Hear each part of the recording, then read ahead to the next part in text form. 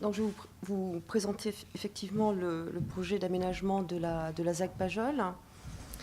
Donc pour ceux qui ne connaissent pas, donc la ZAC Pajol est une emprise qui est située dans le 18e arrondissement, juste en face des emprises du Jardin des Halles, et ici on va dire l'emprise de la ZAC Pajol. Donc la ZAC Pajol est un site ferroviaire qui fait partie de ce qu'on appelle la base arrière de la gare de l'Est. Donc c'était en fait l'ensemble du système de fret, en fait de gestion des marchandises, d'entretien des trains. Et donc cette emprise a fait l'objet d'un projet d'aménagement lors de la mandature de M. Tibéri, qui était programmé pour être finalement un nouveau quartier d'habitation essentiellement, on va dire. Et à ce moment-là, il y a eu une réaction assez vive de la population à l'encontre de ce projet d'aménagement des bords de voie via des projets de logement, d'une manière un peu comme ça, on va dire, conventionnelle et type. Et cette résistance, on va dire, à ce nouveau projet d'aménagement engagé par l'ancienne mandature a donné lieu à un travail mené localement par les associations et la mairie locale dès le début de la nouvelle mandature pour mettre en place un nouveau programme, de nouveaux enjeux, un nouvel horizon, on va dire, d'aménagement pour ce site. C'est donc dans ce cadre que l'agence est intervenue. Nous avons répondu à un appel d'offres pour, on va dire, développer l'aménagement de ce secteur, et nous avons été retenus. Donc à l'époque, ce lieu est entièrement, on va dire, construit par à la fois une grande halle, des immeubles en béton qui sont en fait des locaux de bureaux, et une deuxième petite halle. Donc c'est une emprise de 3 hectares.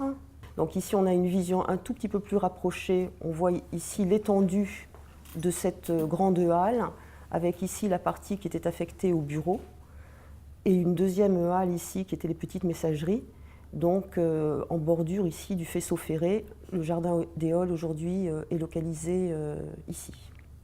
Donc là, je vais vous faire une petite visite.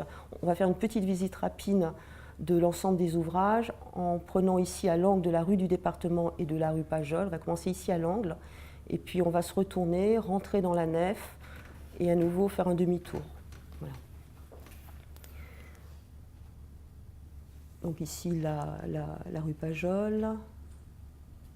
Donc c'est un ouvrage qui fait plus de 200 mètres de long à l'origine et qui a comme particularité, si vous voulez, de gérer une différence de niveau entre la rue Pajol, où s'établit la ville, et le niveau des voies ferrées, qui est en contrebas d'environ 4,50 mètres.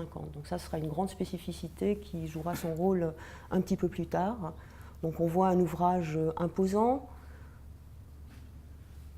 avec ici la petite halle dans le fond. La nef ici qui est en bordure des voies de chemin de fer, donc qui est une grande nef qui fait 20 mètres de large, 20 mètres de haut et pratiquement 200 mètres de long. Puis sur le côté, doublé dans une nef latérale d'une voie de circulation pour les camions qui livrent également des marchandises en rez de voie. Donc ici un système de passerelles doublé d'escaliers et de monte-charge qui permettait de passer les marchandises d'une nef à l'autre, de charger les trains. Donc là on est sur le système des passerelles. Une grande coursive longitudinale qui sépare la grande nef de la deuxième nef qui est définie sous forme de travées. Donc ici on voit des travées, 1, 2.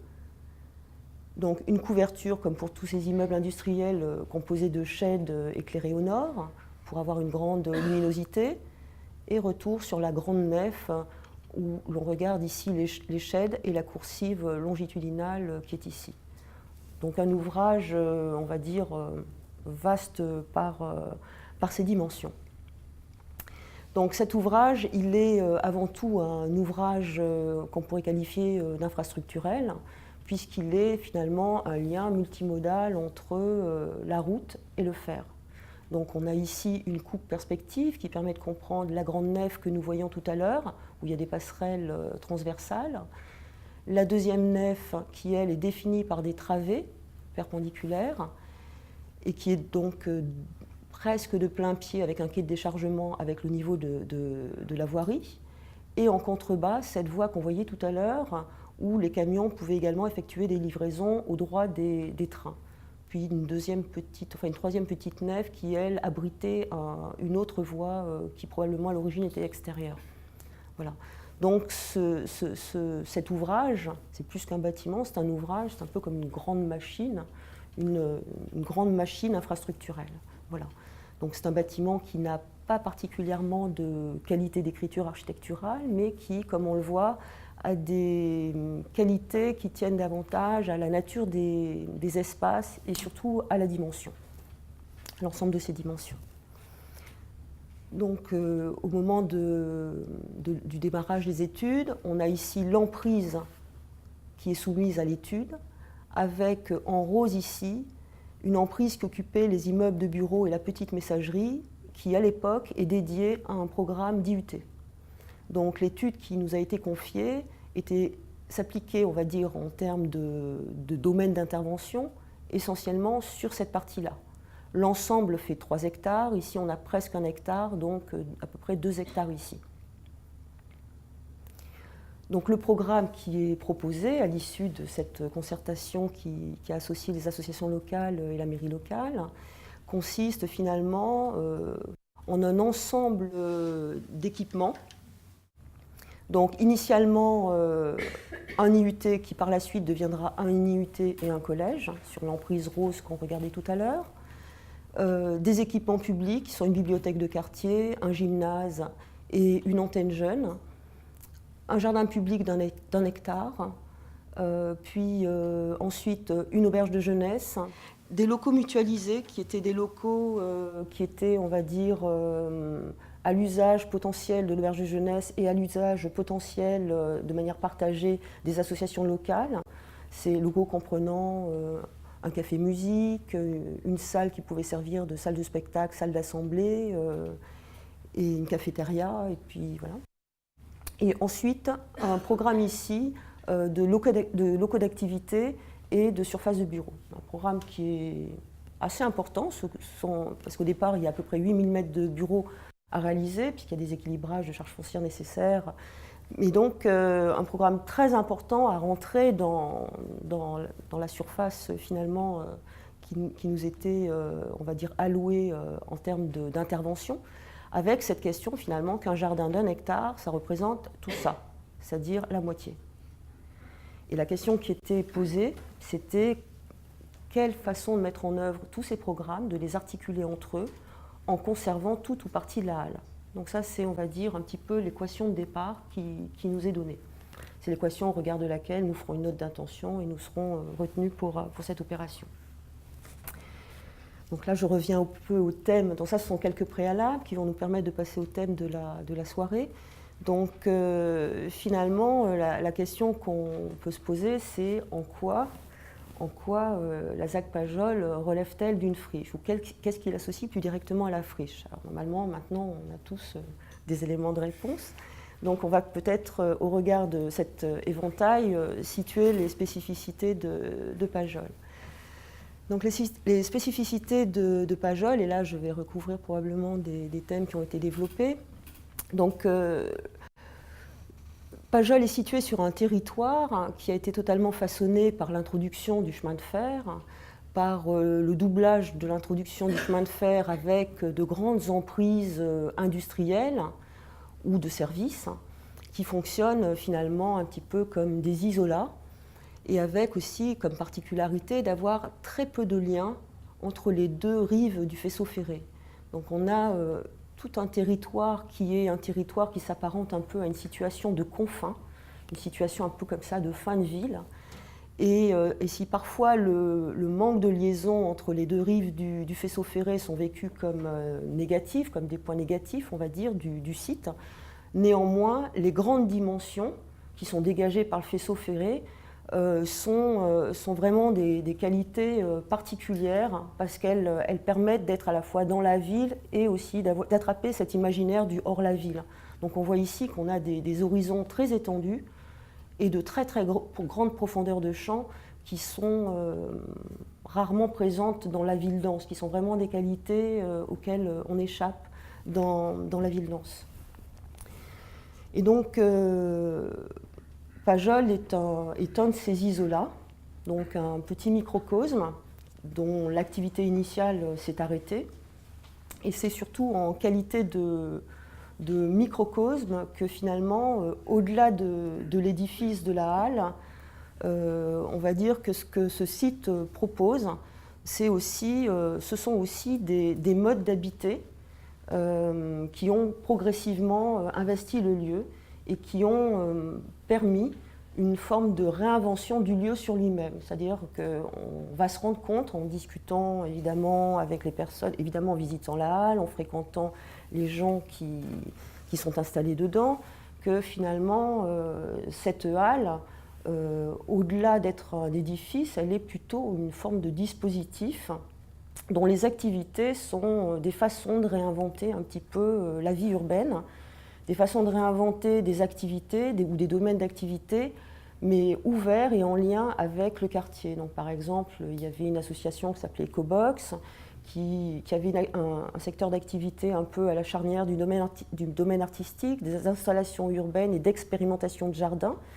et qui travaillait avec les groupes scolaires voisins. Donc, il y avait également un artiste sculpteur, Regazzoni, qui donc, occupait le plus grand loft de Paris, plus de 1000 m², mais qui en fait ouvrait ce lieu aussi à des activités de michoui, enfin d'activités sociales invitant les gens du quartier. Donc il participait ainsi à finalement permettre à la plupart d'habiter de manière directe ou de manière projective le lieu. Donc la halle Pajol est aussi, quand on arrive sur ce projet et quand on va aborder les questions et les problématiques liées au projet, va être perçu comme, on va dire, un lieu qui a réussi à se réinventer sur lui-même, mais pas à la manière, on va dire, d'un lieu fermé, d'artistes qui travaillent entre eux, mais d'un lieu qui est en interaction avec son voisinage immédiat, donc habitants, écoles. Et ça va être une spécificité qui va avoir beaucoup de sens. Et peut-être que c'est dans ce sens-là qu'on pourrait dire que la halle Pajol ou la ZAC Pajol relève de la friche, c'est-à-dire dans la mesure où c'est un lieu qui avait déjà, qui s'était finalement déjà réinventé sur lui-même. Donc, mais à la manière dont on laisserait un terrain vierge et que quelque part les plantes décideraient elles-mêmes de se développer là ou là, et que le lieu se reconfigurerait de lui-même sans intervention ni organisation spécifique. Donc, concernant les modes d'habiter, donc là on a par exemple quelques expressions d'animation de façade faites par Ecobox sur l'immeuble de bureau. Donc des jardins expérimentaux qui étaient traités ici devant la halle Pajol. Également en prolongement de ces jardins qui sont là-bas dans le fond, un ensemble de sculptures développées par Regazzoni, donc qui organisait des michouis ou différentes, voilà, on a quelques vues, intérieur de l'atelier. Donc là, on voit que les lieux sont véritablement habités, en même temps ouverts. Ici, on est sur la coursive que vous voyez tout à l'heure. On est ici en surplomb d'une école de trapèze. Donc il y avait une école de trapèze qui s'entraînait, profitant des 20 mètres de haut de la nef. Donc on revoit ici.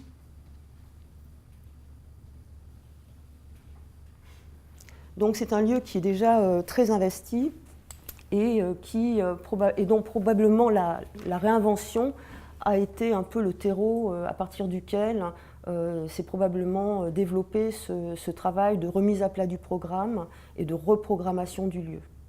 Donc on pourrait dire que la reprogrammation du lieu, elle naît de cette réinvention de ce lieu déjà préalable. Donc finalement, on pourrait se dire que travailler sur ce site, c'est forcément réinventer ou réinventer à nouveau une deuxième fois ce lieu au travers cette fois-ci des programmes qui vous étaient présentés tout à l'heure. Donc quand on intervient dans ce type de situation, on prend donc ce contexte existant, social, comme finalement un contexte immatériel, mais un contexte effectif à partir duquel on va également travailler. Donc il y a, on va dire, le contexte matériel du site, de ses qualités physiques construites, et ce contexte un peu immatériel qui est celui du sens que ce lieu a pour les personnes qui s'investissent et qui vont s'investir, qui s'investiront d'ailleurs pendant plus de 10 ans sur ce processus de concertation. Donc Pajol, c'est essentiellement un projet issu d'un processus de concertation, et les questions initiales que nous allons poser, évidemment, c'est quelle conservation et quels enjeux. Donc la conservation de l'édifice ou la question des enjeux, finalement, sont deux questions qui se recouvrent l'une l'autre, puisque finalement, la conservation, c'est tout autant celle potentielle de l'édifice que celle potentielle on va dire, d'une forme d'urbanité qui s'est développée naturellement sur place. Donc préserver à ce lieu cette capacité à être un lieu d'urbanité au sens le plus large possible. Cette urbanité se joue d'une part dans la façon dont on peut penser la relation de Pajol avec un environnement plus élargi, c'est-à-dire tout d'un coup remettre en scène Pajol dans une séquence urbaine élargie, où tout d'un coup on sort d'une situation d'isolat ou de lien de cet isolat avec une proximité très rapprochée, pour le mettre en perspective au regard d'autres programmes, comme le Jardin des Halles, comme le 104, le situer au regard aussi de cette voie qui est somme toute assez importante, puisqu'elle nous amène de la mairie jusqu'au canal, c'est-à-dire on est sur une séquence urbaine très intéressante. Donc la rue Riquet, qui paraît être une rue de confins, comme on le disait tout à l'heure, parce qu'elle est perdue au milieu des voies ferrées, en fait, quand on la regarde d'un peu plus loin, le regard distancié permet de saisir qu'elle est sur un trajet un petit peu stratégique, si l'on veut, entre des points qui sont des points emblématiques d'un territoire plus vaste, puisque là aussi, ça c'est un peu notre tâche, mais dans le cadre de la concertation, il faut toujours élargir le point de vue pour ne pas rester dans la localité spécifique, du quartier spécifique, mais bien savoir que finalement, les opérations que l'on mène, avec tous les acteurs, elles doivent s'assembler avec, on va dire, un territoire plus élargi. Donc le désenclavement passe à la fois par finalement une forme symbolique, mais qui est physique, et en même temps, elle va passer pour nous par un certain nombre de principes qu'on exposera évidemment dans le cadre de cette concertation, et qui consiste finalement à essayer de soumettre la diversité des programmes à l'idée de faire de ce lieu une unicité de lieu. C'est-à-dire au lieu de traiter les programmes en pièces dissociées par des voies, dissociées par des placettes ou des esplanades, on va essayer de faire en sorte finalement que l'ensemble des programmes, de la même manière qu'on regardait tout à l'heure la séquence urbaine et qu'on se dit qu'il peut y avoir des synergies sur 1 kilomètre entre différents programmes, là, plus localement, trouver des formes de relations entre ces différents éléments de programme, parce qu'ils sont tous en majorité des équipements publics, et qu'on peut aller d'un équipement à un autre, ou un équipement peut en compléter un autre, essayer de trouver, mettre en place une forme de synergie qui redonne ou qui préserve une forme d'urbanité qui est déjà presque sous-jacente dans le site. Donc pour cela, évidemment, on va tirer parti de la morphologie de la halle elle-même. Et donc on va proposer de résoudre la question posée au départ de qu'allons-nous faire pour mettre en place 1 hectare d'espace vert sans finalement laisser une seule travée de halle survivre. Donc on a pris pour parti de faire en sorte que le jardin occupe la halle, et que l'ensemble des programmes publics occupe également la halle, c'est-à-dire sur la nef qui est définie par travée, qui a déjà des planchers pour partie, et préserver cette nef qui, comme on l'a vu tout à l'heure, est déjà un espace en soi, libre sur sa totalité.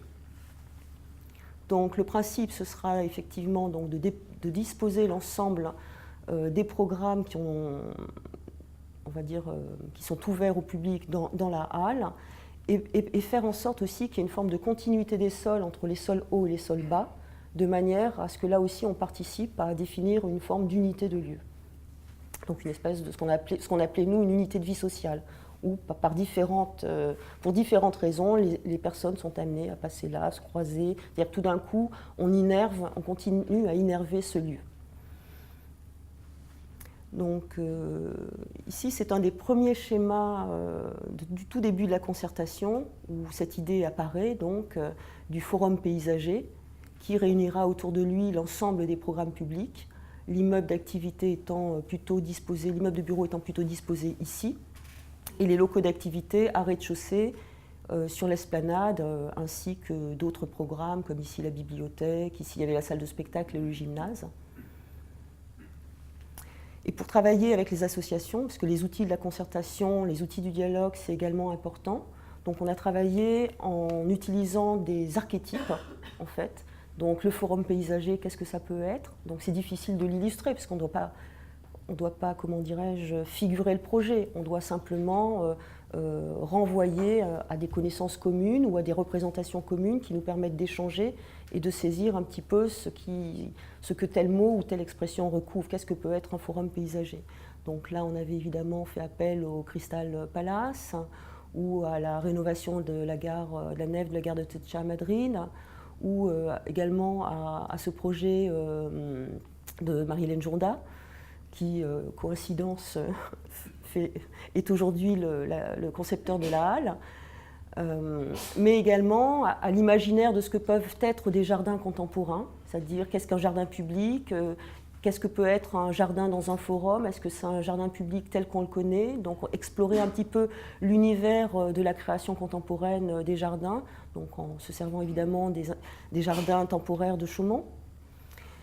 Mais on a également utilisé comme outil de communication et de travail des visites. La visite a été aussi un outil, donc visiter ce qu'un jardin partagé peut être dans un jardin public, quelle forme peut-il prendre pour ne pas apparaître comme une forme d'appropriation d'une emprise publique. Et également pour la salle de spectacle, visiter des salles de spectacle, ici c'est l'espace du Marais, pour voir finalement une salle de 5 mètres de haut, qu'est-ce que ça donne, et pouvoir travailler, on va dire, au développement progressif du projet. Et ensuite pouvoir parler des contraintes, etc. Donc ici vous avez in fine le dispositif général de la halle. Donc vous avez ici un plan qui est un rez-de-chaussée haut. Ce qu'on appelle le rez-de-chaussée haut, c'est le niveau qui est en prolongement de la rue. Et le rez-de-chaussée bas, c'est le niveau qui est évidemment assis sur les voies ferrées. Et donc entre les deux, il y a à peu près 4,50 m de hauteur.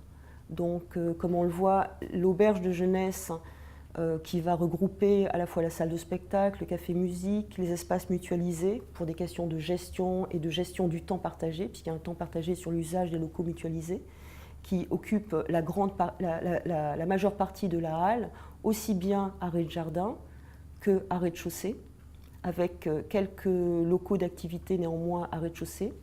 La bibliothèque qui occupe la travée nord et qui est en surplomb du jardin.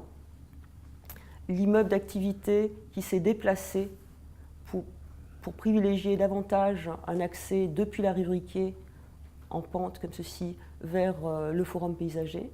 Le gymnase, qui est un programme très contraint, qui s'accommodait assez mal avec les mesures intérieures de la halle, s'est autonomisé ici.